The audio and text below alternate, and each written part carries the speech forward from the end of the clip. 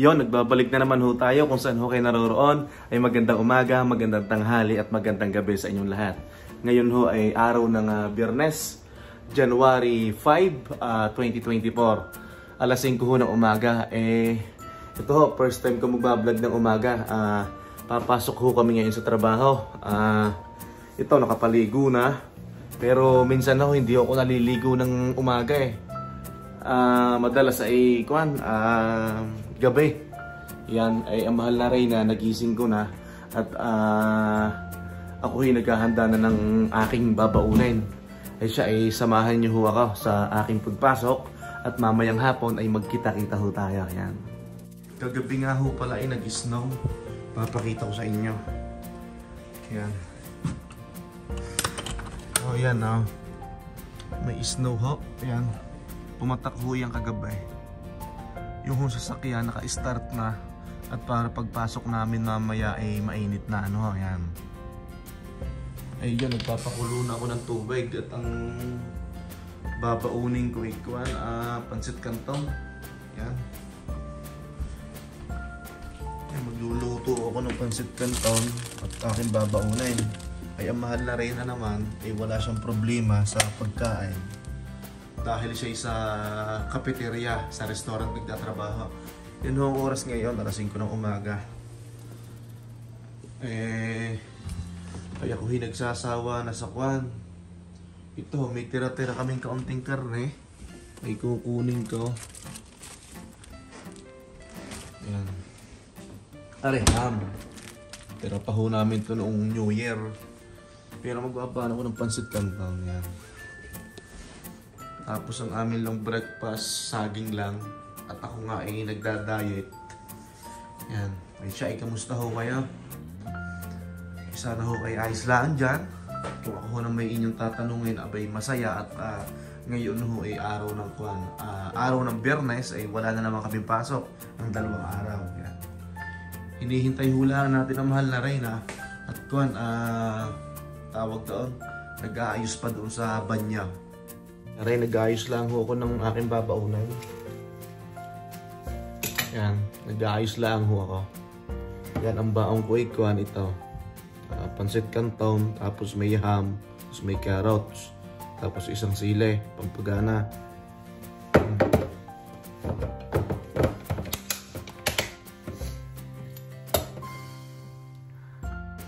Ilalagay na natin sa ating lagay ng kwan, ng baunan. Yan, pasensya na kung magulo ang camera. Yan, nalagay ko na din sa aking mahiwagang lunch box ba tawag din eh. Yan. Saglit lang ho, ayusin ko ang camera. Ay siya, inom muna ho tayo ng kape. Medyo mahina ang aking pagsasalita. At ang siyempre, ngayon ay alas 5 lang ng umaga. Ay kuwan, baka magising si Utoy tsaka ang aking biyan na nakakahiya naman. Sarap. Ay, bilis ng panahon. Ano, ay 2024 na eh. Ari nga palang pirang are. Aring ipapakita ko sa inyo ang pirang are. Ari may istorya eh. Aray may kwento, aring pirang aray. Nakikita niyo ho yung pirang yan. Yan ho ay kumpa 6 years ago. Ang pirang yan. Yan ho yung last money namin nung umalis kami ng Pilipinas. Ano ho? Yan ho ang aming natitirang salapi talaga sa wallet. Kaya kung napanood niyo ho yung aming vlog na ano ba ang title noon, yung napaiyak ang mahal na Reyna. Panoorin nyo ho yun. Yan. Yan na ho yung huling pera namin nung umalis kami ng Pilipinas. Talaga ho walang wala. Baon sa utang. Talagang kuwan. Pag-iisipin ay nakakapaiyak na bago nakarating din sa Canada. Ay. Inihintay ho lang natin ang mahal na Reyna. Katagal. Kaya maluto mamaya pag uwi. Baka balatong. Kung sa Maynila ay munggo. Yan, nadyan na. Mahal na Reyna, mag-hi ka muna. Yan. Good morning. Yan. Ay sorry, magulong camera yan ha. Papasok na kami. Siya, hindi siya nagbabaon ng pagkain dahil siya sa cafeteria, sa restaurant nagtatrabaho. Kaya walang problema, ay ako nagbabaon. Ay tara na, wala magpa 5:20 na. Kami huy lalarga na ano. Ay ito, kami papasok na sa trabaho. Yun, nagising na ang aking biyanang. Malakas yata ang boses ko. Ito, madilim pa. Ganito ho, alas 5 ng umaga. Mag 5:20 na yata. Ay papakita ko sa inyo ho ang harapan. At puti-puti Ang dami sigurong nananakbong kuniho dyan. Yan ho Yan. Puting-puti ho ang harapan pero manipis pa rin. Hindi naman kakapalan. Yan. Tapos ikwan, may pipick up ho ng basura ngayong araw ng Biyernes. Ang basura hong pipick upin dito sa Edmonton araw ng Biyernes, dito sa lugar namin, yung kung tawagin ay mga food scrap. Meron ho kaming notification sa cellphone, ipapakita ko po sa screen para makita nyo rin ano. Siya, pasok na ho tayo sa loob. At baka ho kami malate, hindi naman pwede mabilis ng patakbo. At kuwan, tawag doon, may snow na. Yan, nandito na ho tayo sa sasakyan. Ay hinihintay na natin ang mahal na Reyna. Napakabagal. Malilate na kami. Ay nako. Thank you Lord. Day off na naman ng 2 araw. Makakapagpahinga, makakapaglinis ng bahay, makakapasyal, makakapanood na naman ng movie. Yan. Pero kagabi kami na may nanood din ng movie. Kaso nga lang ho pag weekends, grabe, sobra kaming manood ng movie. 2 movie, 3 movie pag weekends. Yun ho ang aming banding. Siyempre pag lalabas ka, malamig naman o kaya magagastusan ka laang. Yan. Tagal ng mahal na Reyna Ay ganito ho ang buhay namin sa Canada. Kami ho'y pang umaga. Yun nga, gigising ho kami ng mga alas 4, 4:30. Medyo late pa nga ang aming gising Yan, tapos yan nga, papasok. Maganda ho dito sa Canada kung ang schedule mo pang umaga, ay maaga ka makakauwi, ano? Yan. Ay siya, nagpapasalamat ho ako sa inyong lahat sa sumusuporta at sumusubaybay ng aming munting YouTube channel, ang Lemueco Farm in Canada, ano. Ay magkita-kita ho tayo mamayang hapon. Ito ho'y hanggang hapon ang vlog ko, hanggang sa umuwi kami. At pag-uusapan nga pala natin yung child benefits. Aba, ako'y nagulat kay Utoy. Ako'y nagulat sa anak ko Ay tinatanong ako, siguro siguro si Utoy may mga nakakwentuhan iyan na kaklase. Pero alam naman niya, noong dumating siya dito ng Canada, ay meron siyang natatanggap na child benefits. Abay, nung isang araw, nung nakaraang linggo, ay tinanong niya ako kung Papa, magkano na ba yung child benefits ko? Ay siya, ay ako'y napatawa. Ay kinuwento ko kay mahal na Reyna, kay Mrs. Hindi kami nagtawanan. Ay ito hong vlog na ito, ay ikukwento ko ang child benefits ni Utoy. Ay i-share ho namin, hindi ho para ipagyabang o inggiting kayo. Ito ho'y kasama sa pamumuhay namin sa Canada at para ho maging inspirasyon ho sa inyo sa mga papunta na dito sa Canada at nagbabalak pala ang sa Canada kung ano ang isa sa mga benepisyong makukuha nyo dito sa Canada ng pamilya nyo. Yan, nadyan na yata ang mahal na Reyna. Naku, kanina pa akong atras abante dito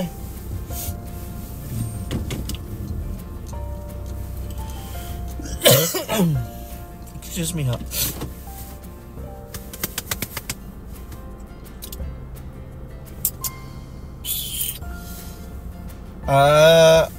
Ganito ho minsan pag nag-i-snow, hindi ho masyadong malamig yan. Ako ho nga pa rin nagpapasalamat doon sa mga comment nyo. Nakakatulong ho yun.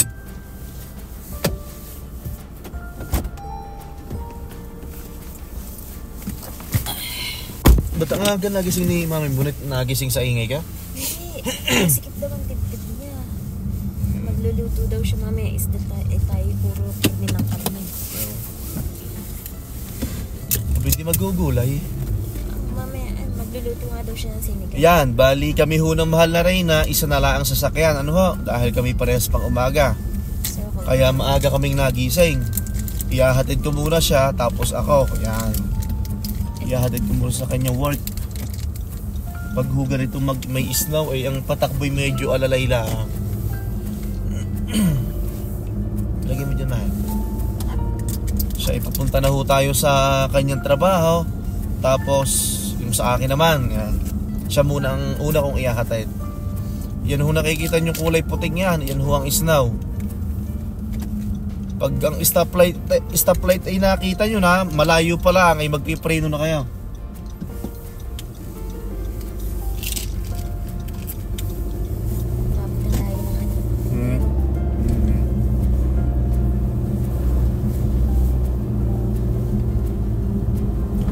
Yan, iyan ho ang buhay namin sa Canada. Ay siya, magkita-kita ho tayo mamaya. Yan, nandito na ho kami sa Kuwan, sa trabaho ni Mrs. Yan. Mga 5:40 ka bababa, ano?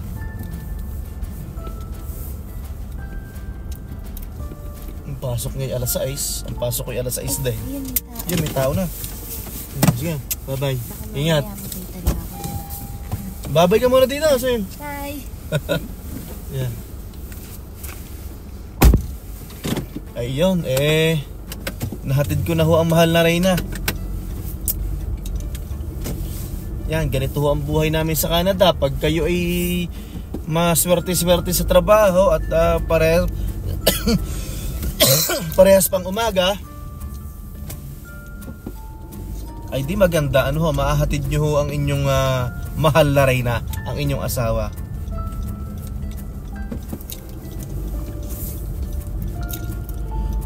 Umatake na naman ang aking ubo noong bagong taon, tapos bago magbagong taon ay bumanat ako ng pinya. Makati na naman ang lalamunan.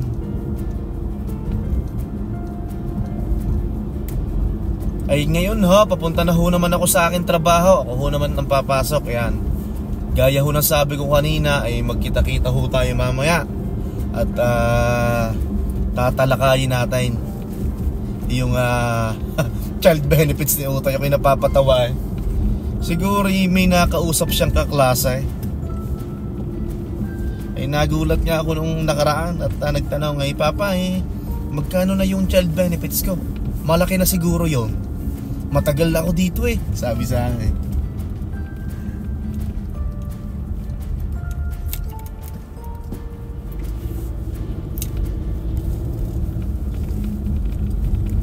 Anong oras na ngayon? 5:37. Ang pasok ko ho din ay alas 6. Yan. Tapos ang labas ko naman alas 2, maaga, 2:30. Yan. Ganyan lang ho ang buhay. Ay kagaya din sa Pilipinas. Papasok, gigising, papasok, yan. Lampasan na natin to para medyo napabilis tayo. Ay gaya ho ng sabi ko sa inyo, yung ako'y nagpapasalamat sa mga comments nyo. Ano ba yung huling topic natin? Yung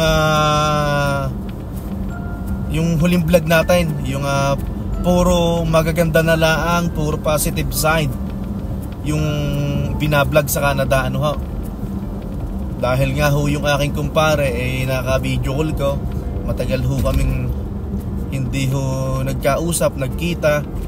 Hindi pa naman ho kami nagkikita, nagkita lang ho kami sa video call. Sabi nga niya sa akin, matagal niya na akong sinubscribe sa YouTube. Tapos may application din sila sa Canada. Siya ho ay seaman, schoolmate ko sa PMI, Santa Cruz, Manila. May mga pinapalaw daw siya, nagti-TikTok na Pilipino at nag-YouTube. Puro na lang daw ang vlog ay magaganda sa Canada. Wala daw bang pangit? Sabi ko meron naman. May mga isinend niya ako sa kanya na link para mapanood niya kung ano yung mga negative side tsaka mga pangit sa Canada, no ha. Salamat ho sa mga comment nyo. Ay napakagaganda ng comment nyo. pag yan inabasa ng ating viewers, di yan sila Kwan, matututo. Kagaya ko, matututo din ako. Although yung mga sinabi nyo ay alam ko, alam ng mahal na Reyna, ay hindi nga lang namin nabanggit ng buong detalye, no? Ayan. Pero tama po yung mga sinabi nyo. Ayan. Ay siya, puputuli ko muna ang video. Magkita-kita ho tayo mamaya, ano? At para tayo makapag-focus na sa pagmamaneho. Yan. Maraming salamat ha.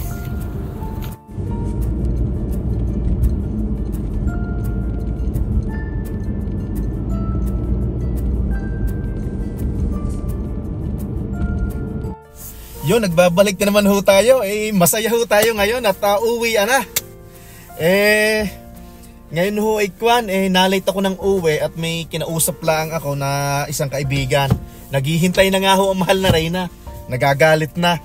2:56 ho ng hapon, araw ho ng Kwan, ng Biyernes. Samahan niyo ho ako, nasunduin natin ang mahal na Reyna. Ano ho? Medyo malamig ho ngayon. Ipapakita ko sa screen kung anong Kwan, kung anong temperature ngayon. Siya, samahan niyo na ho ako. At pagkasama ko na ang mahal na Reyna, siya din naman yung nakakaalam, i-discuss na natin kung magkano ang benefits na natatanggap na ni Utoy. Gaya nga ho na sabi ko sa inyo, kaninang umaga,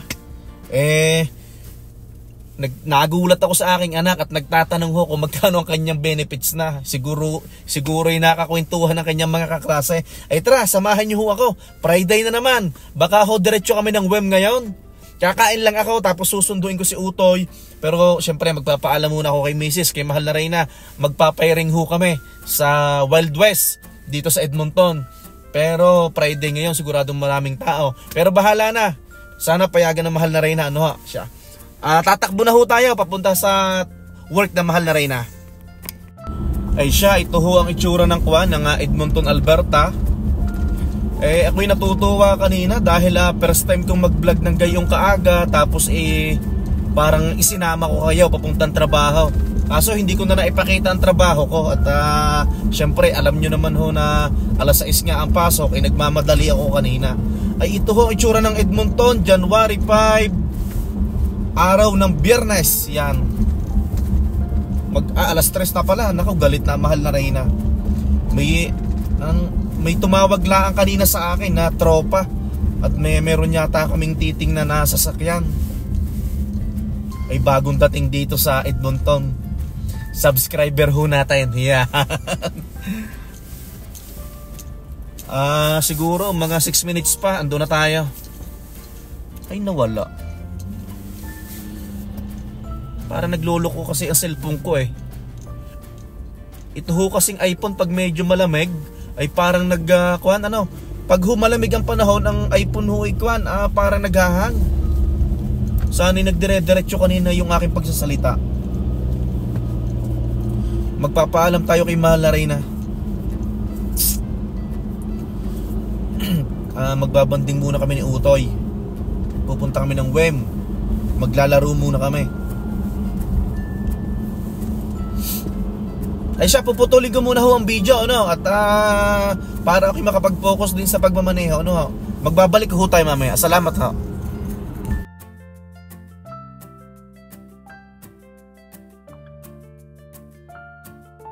Eto, dito na naman ho tayo. Kung saan natin hinatid kanina ang mahal na Reyna, kanina madaling araw. Baka ito'y galit na. Ito ho, ang itsura ng Edmonton, Alberta. Nakakapagtaka at manipis ang snow. Mag-i-snow ng kaunti. Iinit yan. Pero malamig ngayon kahit negative to, malamig Hindi ko pala na-check yung feels like. Ito, nagbabalik na ho tayo. Kasama na natin ang mahal na Reyna. Mag-hi ka muna. Kamusta trabaho? Kwan, gusto ko lang magpasalamat dito sa mga comment nyo. Ako'y natutuwa Ito ang comment ni Kwan, ni Ma'am Maria Gonzales. Ito'y regarding po sa huli kong vlog. Ano yung huli natin vlog? Yung pangit at maganda sa Canada, di ba? Yung huli natin vlog. dito sa mga comment nyo ito ay marami ho tayong matututunan kami, pati ho yung mga viewers natin. Ano ho? Ang sabi ni Ma'am Maria Gonzales, correction lang, hindi lang ang check-up sa doktor ang libre. Libre din ang mga diagnostic examination gaya ng ultrasound, mammogram, CT scan, blood work, etc. Libre din ang major operation gaya ng heart bypass, knee replacement, hip replacement, etc. Libre din ang mga treatments gaya ng chemotherapy, radiation, dialysis, etc. Napakaganda ho ng comment nyo, ay lalo hong mai-inspire dito ang ating mga kapwa Pilipino na papunta sa Canada at saka nag-a-apply papuntang Canada. Pangalawang comment, Raj Channel, para sa akin parang US din ang downside. Downside ay malayo tayo sa mga mahal natin sa buhay sa Pilipinas. Yun nga, malayo ang Canada, minsan mahal pa pamasahe. Makakamura ka naman ng pamasahe kung magbubo ka ng early, ahead of time. Patatlo. Hello po Limueco family from Fort McMurray, Alberta. Advice po sa mga hindi nakakaalam, try nyo po mag-open ng RESP account. Sino siya? Si Don Choi TV. Yon, try nyo po mag-open ng RESP account, merong government grant. Dito nyo po ipunin yung child's allowance na natatanggap ni Utoy. Hindi na po ako namumroblema nung college ang anak ko. Maraming salamat, sir. Pero may ganito na tayo, may ganyan na maraming salamat, sir. Meron ho kaming matagal na pong may opo, RESP. sa CIBC, yan, meron na pong ganito po. Salamat po.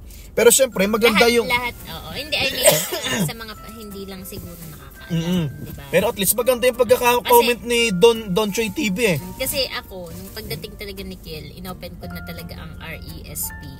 Kasi nga, ang bala ko yung child allowance niya, dun talaga ko ipapasok sa RESP. Okay, tapos may nag-comment pa, JM.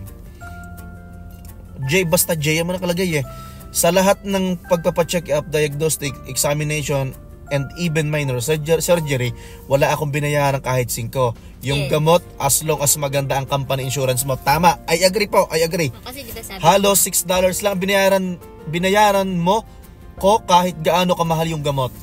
Katulad natin dati, di ba? Inuubo na naman ako. Excuse me. Wala po kaming binabayaran sa prescription ng doktor dahil pinagko-combine ko yung insurance mo tsaka insurance ko. Yung sa work. Okay. Meron pang isa, Jane. Technically, di libre ang education. Public school funding are part of the property tax.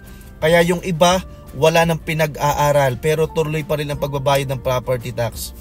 100% po agree. Pero nagbe-benefits naman tayo dyan. Oo. Agree ako dito kaysa ni Miss Jane na dito po talaga yung sinasahod natin sa Canada natin ay binabawasan po talaga, kinukuhanan po ng tax. So doon na yung dinidistribute ng government ng Canada na pupunta ka nga ng ospital, libre. Yung mga nabanggit ko kanina na comment ni Maria Gonzales, yon. Tsaka yung mga yung katulad ng mga kunwari ngayon nag-i-snow, yung mga nagpa-plow, yung mga sa government, yung mga di ba, yung mga naglilinis sa daan, mga ganun. Oo, di ba? So nagbe-benefits. Tapos si The Answers, public school in Canada is way better than public school dito sa Pinas. So technically, sulit ang tax unlike dito sa Pinas. Tama po. Maganda yung comment nilang dalawa dito. Yun nga po, kinakaltasan tayo ng tax pero dinidistribute naman ng government ng Canada sa pagpapaganda sa mga health. Kagaya nga po noong tinanong ko yung mga ka-work ko, ano ang pangit at maganda sa Canada, kahapon na vlog ko, ang sagot nila ay maganda ang benefits. Yun nga po, halos yung comment dito yung benefits, health benefits, yun ang mga sa ospital, gamot, ganon, etc. Ang pangit sa Canada, legal ang marijuana. Kasi medical, pang medical. Pero mahal, agree din ako dito. Alam mo dito, minsan ginagawa na din nilang pang-relax kasi nila yan, di ba? So may certain patapusin mo muna ako. Ang dami kong kabarkada dati. Hindi, nagpapaliwanag lang ako. Ang dami kong kabarkada dating puti. Ang dami kong kabarkada dating puti na yung paggamit nila ng marijuana, hindi na pamparelax. Minsan kuha na rin. So agree ako dito. Na ang pangit sa Canada, legal ang marijuana. Agree din ako dito. So you mean hindi lahat disiplinado? May nag-comment. Pero kung ganyan ang sinasabi mo, ano pa yung mga gumagamit sa Pinas? Di lalo nang mas hindi disiplinado, di ba? Hindi nga, ang topic nga natin sa Canada. At may nag-comment. Lol, at least walang halong chemical. Yan. Alam nyo po, hindi ko na, sino ba yung nag-comment na yun? Saglit, at hindi ko na. May nag-comment, Joel Dayan. Ang pangit sa Canada, legal ang marijuana. May sumagot naman, user, lol, at least walang halong chemical. Maraming salamat ho sa mga comment nyo. Napakaganda ho ng comment nyo. Natutulungan nyo kami. Nadadagdagan ng aming kaalaman. Although, yung mga i-comment nyo ay alam na ho din namin. Pero syempre minsan ho, pag nagbablog ako, hindi po namin na i-deliver lahat ng talagang inaasahan nyo na kompletong detalye. Pero maganda rin niya kasi yung nagko-comment, so yung mga hindi nakakaalam pag nabasa nila, nalalaman nila. Gaya ho na sabi nung huli kong vlog, wala naman ho talagang perfectong bansa. Kung ano ho nangyayari sa Pinas, nangyayari ho din dito. Dito ho, may nambabasag ng sasakyan. Dito ho, may nagnanakaw. Dito ho, minsan may mga baril ang tao. Minsan, alam mo noong bagong taon, ang report sa TV, may sinaksak ba? Parang may sinaksak. Noong naghahati ang taon, may in-stab. Hindi ko lang kung nasaksak or hindi ba. Siyempre, kumbaga sa Pilipinas, ang mga ikukwento sa Pilipinas, lahat naman ng maganda. Lahat ng ikapalabas sa Pilipinas, lahat lang ng maganda. Kaya nga nagko-complain yung kumpare ko na mag-vlog daw ako ng pangit sa Canada. Yun nga ay sana'y yung pong aking paliwanag ay tsaka yung mga paliwanag ng ating mga viewers, mga comment, maraming salamat ho. Ay siya, puputuloy ko muna ang video, tukulay mag-CCR. Ayun, nagbabalik na ho tayo. Ito, hindi ko pwedeng makalimutan ito at kabilin-bilinan to ni Utoy na panunuorin. Dumating ho ang anak ko dito. Nauna ho kami sa anak ko dito ho sa Canada. Sa Labrador City po kami na PR sa Newfoundland and Labrador. Provincial nominee po kami. Yun nga ho, hindi ko pwedeng makalimutan ito. Ulit-ulit na ako, pasensya na ho. Dumating ang anak ko dito sa Canada December 15, 2021. Ang pag-uusapan ho natin yung natatanggap niyang pera. So pagdating niya ho dito ng December 15, 2021, parang may ina-apply ka ba sa CRA? May application ka bang ginawa doon, asawa ko? Nag-update ako sa CRA. Nag-update po siya sa CRA, ano ho?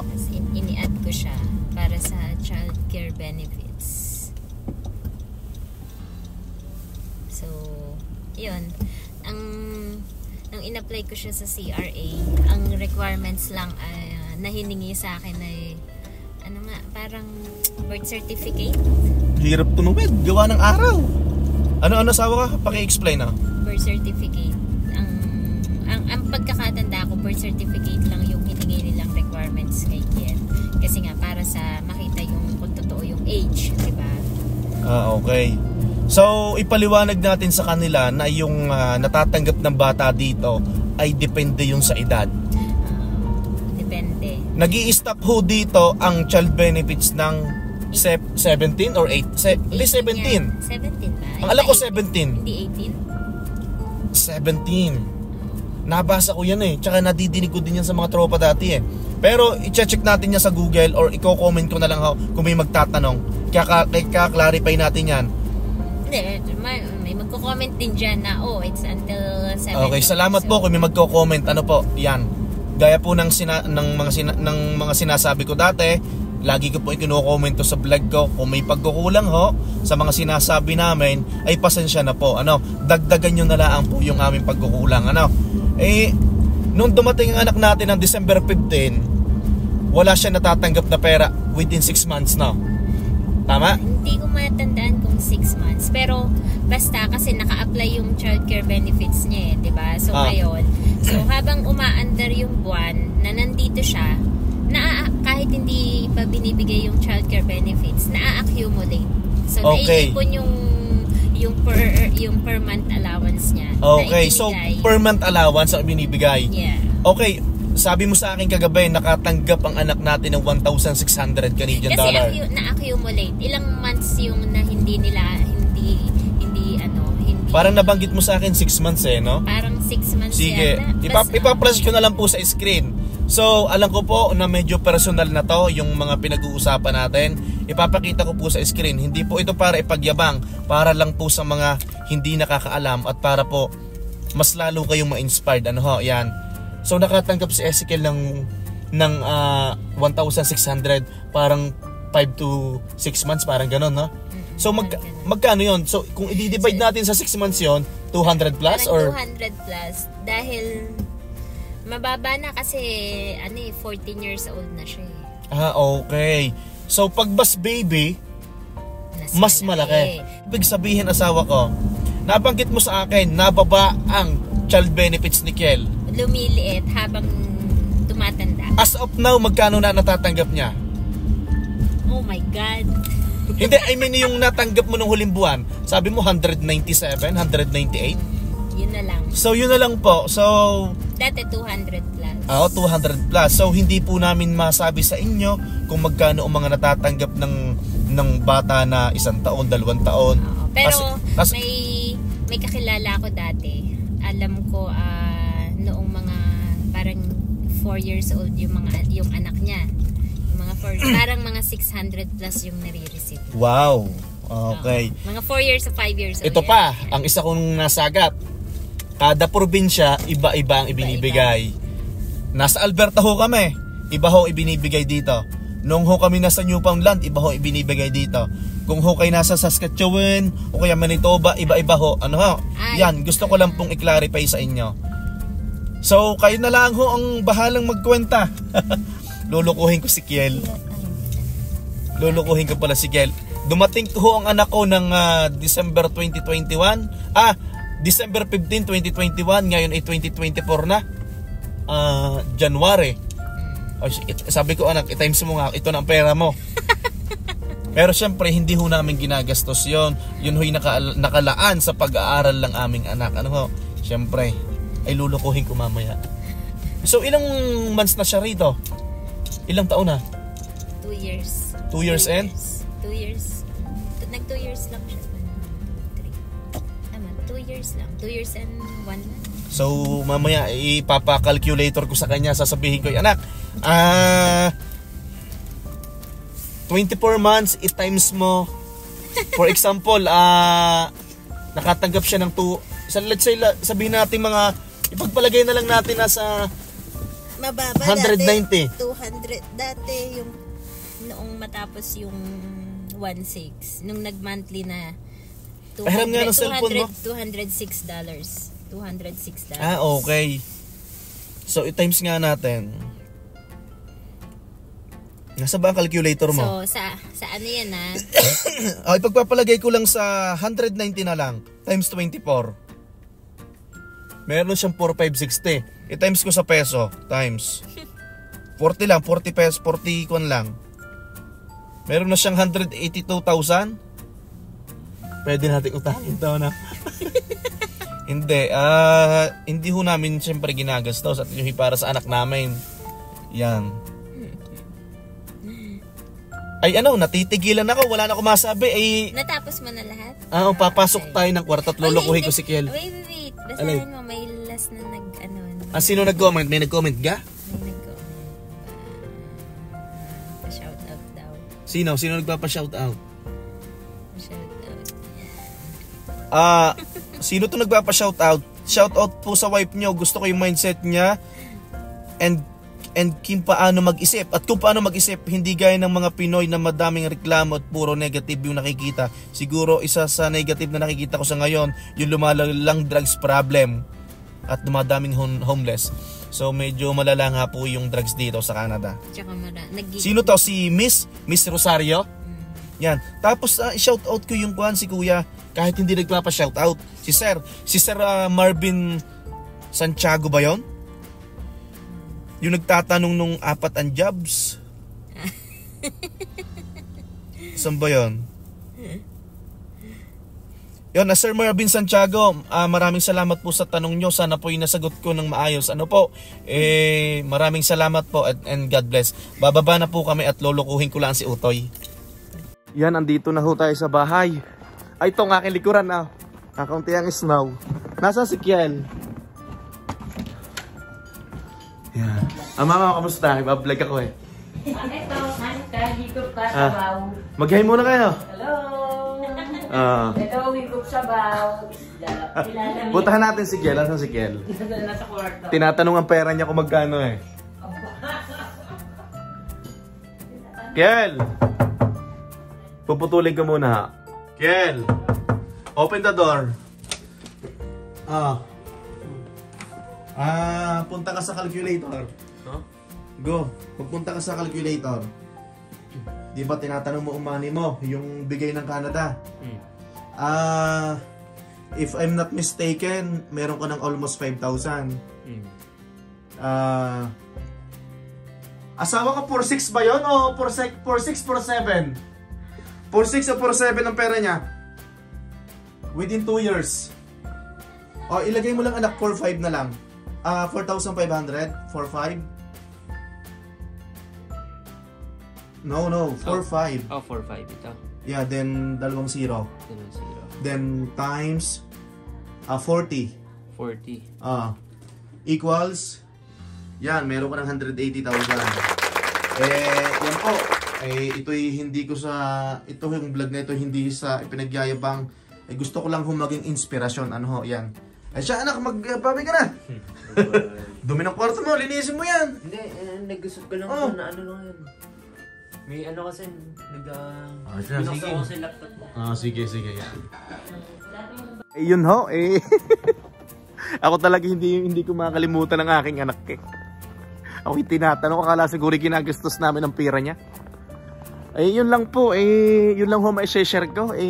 Sana ho kung may pagkukulang doon sa aking vlog, doon sa child benefits,